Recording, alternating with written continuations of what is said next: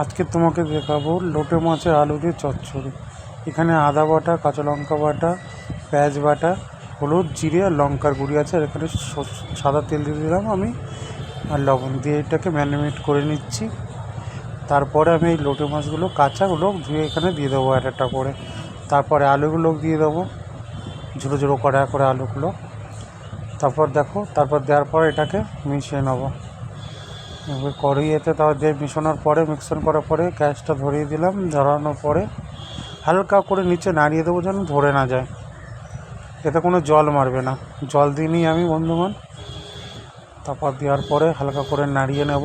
হালকা করে জল যখন কষে যাবে, আমার এই লোটে মাছটা প্রায় হয়ে গেছে। আর একটু 5 মিনিট ধরে কষাবো, তারপরে এটাকে নামিয়ে দেবো।